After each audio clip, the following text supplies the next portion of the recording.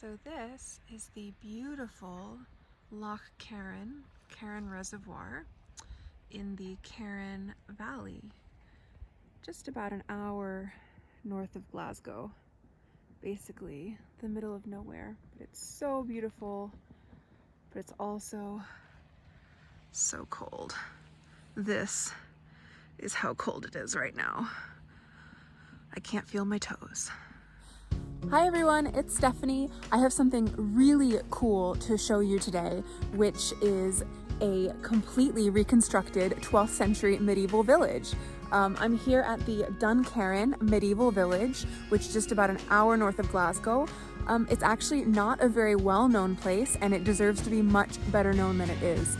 I came up here to hear about some of the traditional building skills that they're doing here, because basically for the past 20 years they have been completely making a medieval village from scratch. So there was no historic archaeological village here before. It is a completely new site, but they're using traditional crafts and materials to construct a medieval village as an instance of experimental archaeology. So I had a meeting with Ian Stevenson, who is the education manager and also the site manager here, who kindly gave me permission to video a bit of what I was seeing and also video him talking about the really cool things that they do there. Oh, well, that is amazing. Where is it? Duncarron. Exactly. Oh, I need to go there. Exactly. So, which way do we go? This way.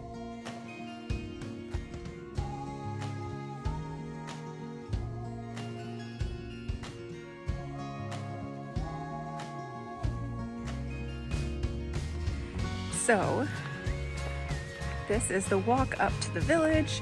Like I said, it's in the absolute middle of nowhere. It's actually freezing cold this morning, but it's also really beautiful. So I couldn't think of a better morning to come to a medieval village than this. I mean, you can see the sun's over there, but it's like everything's frosty white. Just like look at the blue sky and the hills. So here we go, up to what Ian calls the murder hole.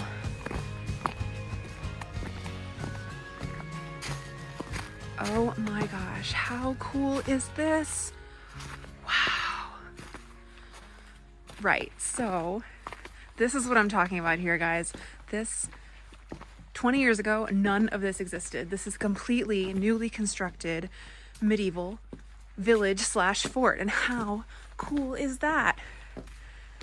So, and then why Ian called it the murder hole as well is because it sort of pins you into this little hole. And then here up above, you've obviously got people defending up there in case you're not wanted, and these big sturdy gates as well. So already, even though it's sort of deserted, it's just a weekday, there's nobody here, no reenactors, but the atmosphere here is just so incredible.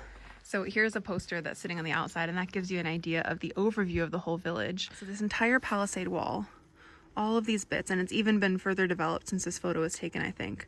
And this isn't a CGI, this is an actual aerial photo of the site. All of this palisade wall and all these buildings were constructed largely with volunteer labor, but entirely using traditional skills and materials. How cool is that? We've got an incredible atmosphere here, and let's hear from Ian about some of the traditional buildings that they've got on site and also some of the cool connections with like actors. if you look at the way this roof is built, in a traditional round house, you would normally have a centre post. This holds itself up. One of the most, the strongest structures is a triangle. So this is all triangles, and it all holds itself up. And it's an amazing piece of work. But this is the sort of stuff that we do. Yeah, who designed this? Who came up with this? Well, we've got an architect to design it. Oh, wow. And they did this sort of building in the 12th century, but we didn't have a clue really How to do it. about how to do it. Yeah. So it was experimental archaeology, and we do a lot of that here. We have got to find out ourselves, how did they do that? What materials did they use? What was the techniques involved? We came up with this. It worked eventually. It was a headache, not just like mentally trying to figure it out, but actually when we took the centre post back down, it was, you know, sometimes, Did it take a few tries? yeah, it took a few tries. It's really something. I've never Yeah. seen a roof like this. Yeah. That is just, it's beautiful. It's called a reciprocal roof. So, as I say, most of these buildings are all traditional. This lean-to here, it's a turf roof. It's a traditional turf roof. It sure Now, is. what we use that for is when we have events, we invite craftspeople up to sell their wares. If you think back, this is supposed to be 12th century, but if you think back in history, they were using palisades way back in Pictish times, and then again in Roman times, right through the Saxon era, and right up to the Vikings used palisades. Medieval Scottish villages like this used palisades, and right up to the Jacobite Rebellion. Palisades were a sort of quick way in those days of getting fortification and protection. So when you think maybe this village would comprise of maybe 200 people, and they would pick this spot, and instead of taking 17 years, which is taking us, they would knock this up in a matter of a couple of months. How did you build it? Well, that's traditional. We dug a 1.5 metre trench right round about, and then we put the posts in and backfilled it. So that was all man-handled. It takes about 6 guys to put one of these posts in. Wow. If you go up to Bannockburn and see the war game they've got there. the big room that you stand in, Yeah. well, see all the technology for that. The likes of Charlie and all that went up and dressed up in leotards with all the wee electronic things on and did all the moves.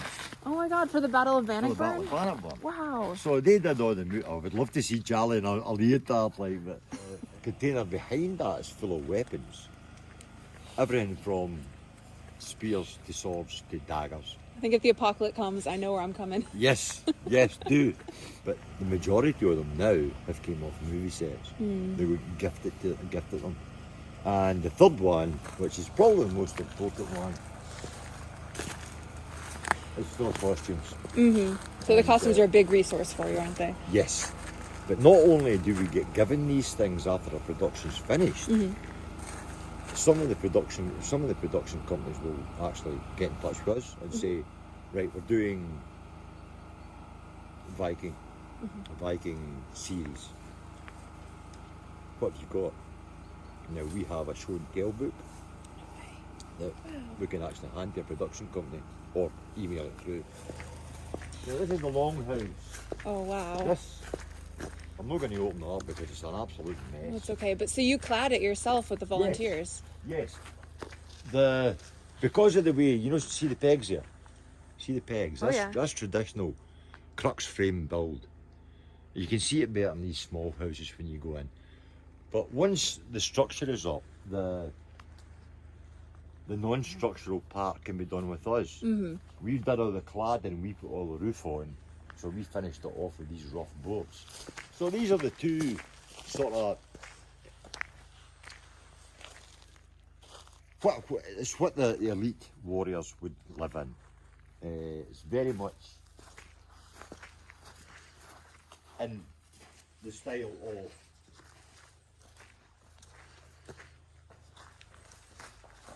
These crux are beautiful. yes. Wow. I mean, again, we've got the back and the front to board in, we've got a door to put on, we've got the inside to fix. At the moment, it's like a sort of makeshift kitchen. Come on, the guys have been here 24 years. You've got to have a passion for it. The unfortunate thing is, as you say, there is not a career path. Unless you get like Charlie, who's very much in demand. But there's nothing impossible. You know, we can do it. And if you need any proof, if anybody needs any proof of it, just look at this place. Right, this is Rosie. This is the battering ram that was used in Robin Hood. And she works perfectly well. She looks a bit raggy, but she works perfectly well. Now, she's 3 tons. And our guy said to push it up and take out a castle gate with it. And they got rather attached to her. And they called her Rosie. If you remember AC/DC, a whole lot of Rosie. Well, this is a whole lot of battering ram. So when the movie finished, Russell Crowe came over to say goodbye to Charlie. And right, is that you off, Charlie? Yeah, yeah. Okay, it's been great working with you again. You'll miss Rosie. Charlie says, oh, I will miss Rosie, yeah, yeah. He says, that'd be, Rosie would be okay for your place up the road. Charlie went, aye, aye, she would be.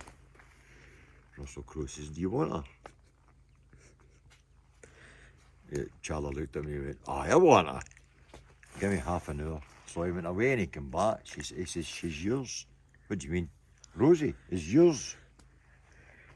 He says, really? He says, yeah, I've just bought it off the production company. Oh my goodness. So there she is. That's Rosie in all her glory. Climbing up to the top. So this is the sort of high status area. This is the chief's area, yes. And Oh, again, you've got crux frame build. Oh yeah, built- in built progress house. there. God, it's beautiful. You can, you know, when even skeletonized like that, it's absolutely stunning. But this is going to be a showpiece. This is going to be the ultimate. So it's very much it's a labour of love.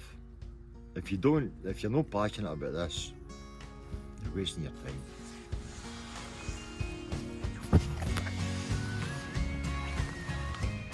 Dog loves it. I love it. Now he's getting a bit old for it today. How about that, Mick?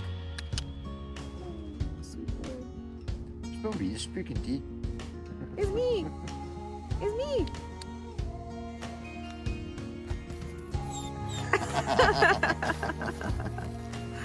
Good old boy's good. But the time to come is when they're ready anyway. Yeah, I can imagine. It just comes alive, doesn't it? Yeah, because everybody, all your guys are here dressed in costume, the music's playing, Shore Patrol are up there doing their thing.